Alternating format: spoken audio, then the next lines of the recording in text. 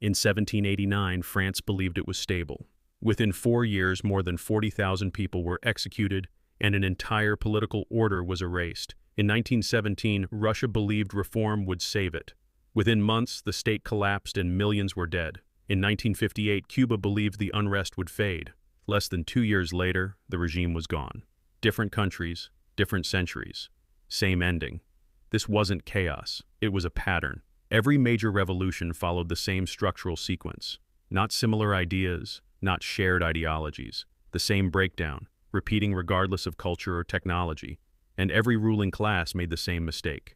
They believed the warning signs didn't apply to them. They were wrong. Revolutions don't begin with violence. They begin while systems still look functional. Markets operate, governments speak, institutions stand. The illusion of control survives far longer than the system itself. And here's the part most people avoid. Right now, every warning sign that preceded those collapses is present in the United States. Extreme wealth concentration, visible political corruption, collapsing trust in institutions, anger building beneath the surface, unresolved and accelerating. We're not moving toward the pattern. We're inside it. History shows that once a society reaches this stage, events compress. What once took decades unfolds in years. What once took years happens in months. The final stages don't arrive slowly. They arrive fast. This isn't speculation. It's sequence. And once a country reaches this point, the outcome stops being a debate. The only remaining variable is how quickly the next stages arrive. If you can identify the stage, you no longer have to guess the ending.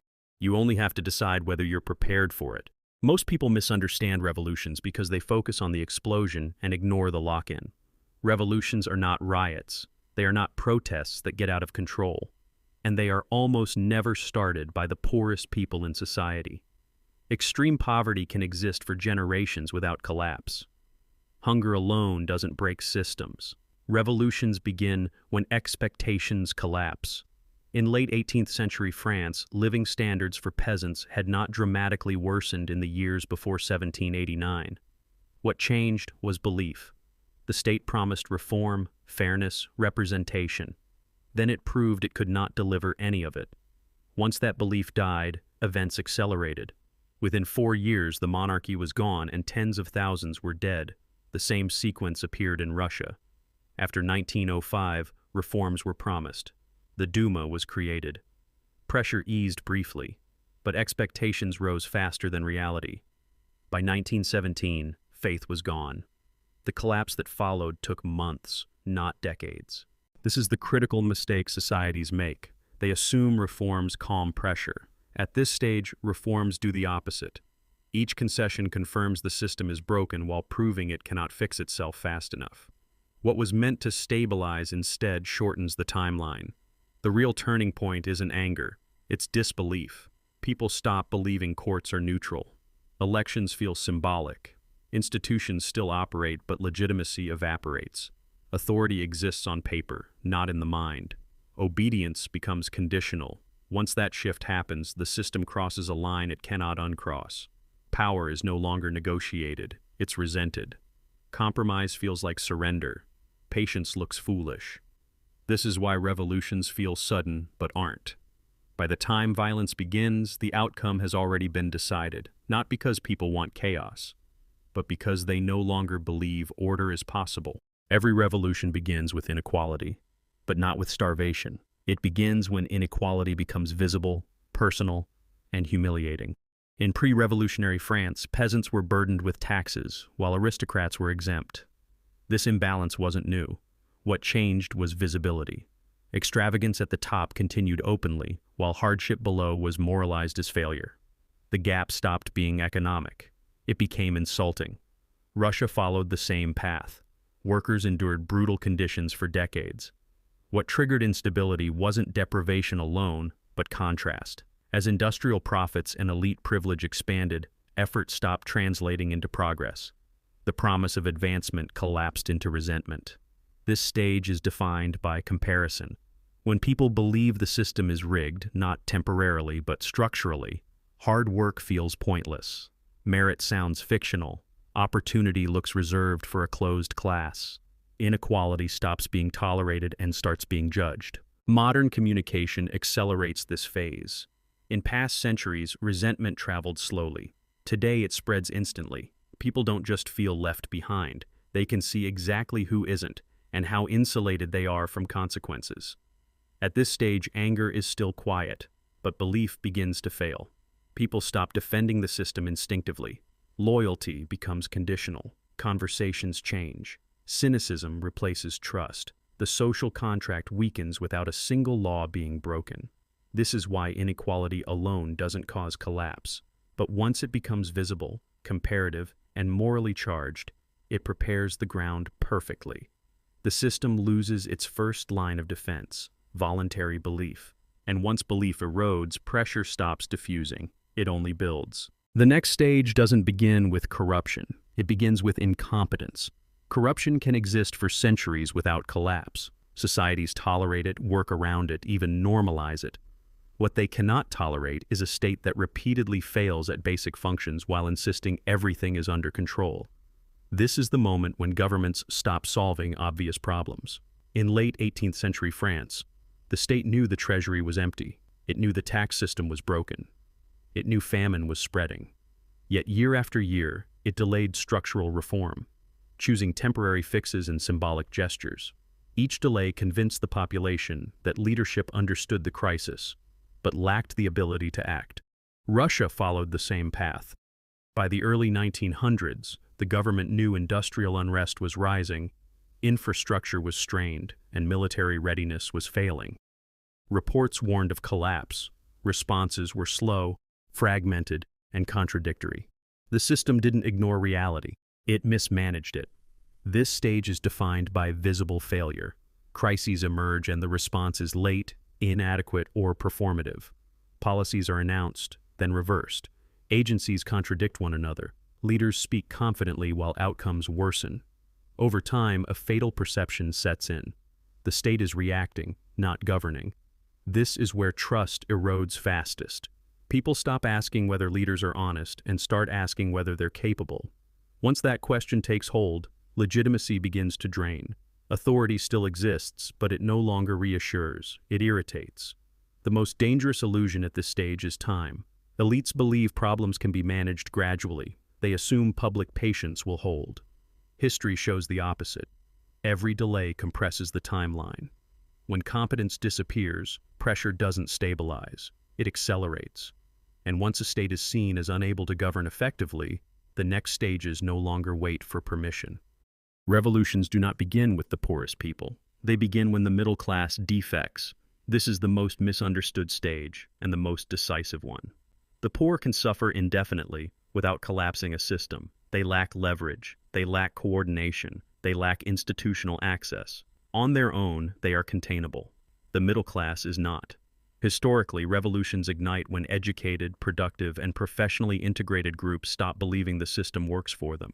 Lawyers, engineers, teachers, small business owners, officers, administrators, the people trained to operate institutions are the ones who eventually withdraw their loyalty. France followed this pattern precisely. The early revolutionaries were not peasants. They were lawyers, writers, clerks, and provincial officials. People who had invested in education and careers, only to discover advancement was blocked by birth and privilege. The system didn't exclude them completely. It stalled them permanently. Russia was no different. By 1917, the most radicalized groups were not the destitute, but students, junior officers, professionals, and bureaucrats. People who understood how the state functioned and saw clearly that it no longer rewarded competence or effort. This stage is driven by betrayal, not desperation. The middle class believes in rules, credentials, progress. When those promises fail, resentment becomes ideological. It stops being about wages and starts being about legitimacy. The system no longer feels unfair. It feels dishonest. This is the turning point. Once the middle class disengages, the system loses its internal defenders. Protests gain organization. Narratives sharpen. Radical ideas spread faster because they're articulated by people who know how to communicate, persuade, and coordinate. At this stage, stability becomes an illusion. Institutions still stand, but the people who keep them running stop protecting them emotionally. Compliance becomes minimal. Loyalty becomes transactional. History shows this moment is irreversible. When the middle class turns, revolutions stop being hypothetical. They become logistical. This is the stage most people misunderstand, and the one that makes collapse unavoidable. Institutions don't fail when they disappear. They fail when people stop believing they are neutral. Courts can still operate. Elections can still be held. Police can still patrol streets. On paper, everything looks intact. But legitimacy is not about function. It's about trust. And once trust is gone, institutions become symbols instead of stabilizers. History shows this moment clearly. In late revolutionary France, courts still existed, but verdicts were no longer respected. Justice looked selective. Law felt political. Authority stopped feeling impartial. When legal outcomes began aligning with power instead of principle, obedience became conditional. Russia followed the same path. By 1917, soldiers no longer trusted orders. Courts were ignored. Police authority evaporated. The institutions were still there, but belief in them wasn't. And without belief, enforcement becomes fragile. This stage doesn't arrive with drama. It arrives with confusion. People argue over legitimacy instead of outcomes.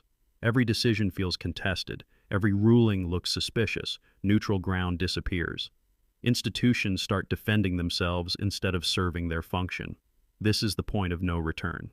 Once institutions are seen as partisan, captured, or performative, they can't restore trust through reform. Any attempt to fix them is interpreted as manipulation. Every correction deepens suspicion. The system enters a feedback loop it can't escape. This is why elites panic at this stage. Not publicly, but internally. They sense that control now depends on force instead of consent. And force is expensive, unstable, and short-lived. When legitimacy collapses, systems stop self-correcting. They stop absorbing pressure. They transmit it. At this stage, collapse doesn't need coordination. It doesn't need leadership. It doesn't need ideology. It only needs a trigger. And history shows that once institutions lose legitimacy, triggers don't take long to appear. Once institutions lose legitimacy, moderation collapses fast. This is the stage where revolutions stop being shaped by reformers and start being seized by extremists. Not because extremists are the majority, but because they act without hesitation. When trust evaporates, the center cannot hold. And when the center breaks, the edges rush in. History is consistent here. In France, calls for constitutional reform were drowned out within months. Moderates were branded weak. Compromise became treason. Power shifted to factions willing to use fear as policy. What began as reform hardened into terror with stunning speed. Russia followed the same pattern. Early demands for representation gave way to absolutism. Groups promising order through force outpaced those offering restraint. Those who hesitated were sidelined, then eliminated. Once legitimacy collapsed, hesitation became fatal. This stage accelerates because fear rewards certainty. When systems fail, people stop asking what is reasonable and start asking what will end the chaos. Extremes offer clarity. Simple answers, clear enemies, absolute conviction. In unstable conditions, that feels safer than nuance. Moderates cannot survive here. They argue trade-offs. Extremists offer direction, and direction moves faster than deliberation. This is where revolutions turn inward. Within a short window, often measured in months, power consolidates violently. Purges follow. Former allies become threats. The movement begins consuming its own supporters, not out of ideology, but out of fear. Control replaces purpose. This stage never lasts long. It burns too hot, but its damage is permanent. Violence escalates rapidly. Institutions are replaced by loyalty tests. Survival becomes political. Neutrality becomes impossible. By the time this stage is visible, the outcome is already sealed.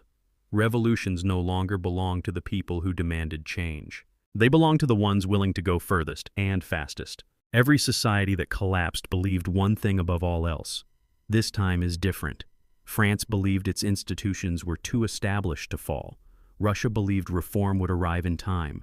Cuba believed unrest could be managed. All of them were wrong, not because they were foolish, but because they misunderstood how collapse actually works. History doesn't announce endings, it signals stages. When inequality becomes insulting, belief erodes. When the state loses competence, trust collapses. When the middle class turns, loyalty disappears. When institutions lose legitimacy, restraint vanishes. And when extremes take control, outcomes accelerate. At that point, the system no longer determines what happens next. Momentum does. This is the most uncomfortable truth. Societies don't choose their endings, they drift into them. Each stage narrows the range of possible outcomes until only a few remain. By the time people argue about solutions, the structure has already locked in the direction. That's why this pattern matters now. Not because history repeats itself perfectly, but because it repeats mechanically. The same pressures produce the same responses. Different technologies, different languages, same human limits. This doesn't mean collapse is scheduled for a date on the calendar. History doesn't work that way. It predicts outcomes, not timestamps. But once the later stages are reached, timelines compress. What once unfolded over decades can unfold in years. What once took years can happen in months. This is where most people get it wrong. They look for reassurance instead of recognition. They wait for stability instead of asking which stage they're in. Understanding the pattern doesn't give you control over events, but it does remove surprise.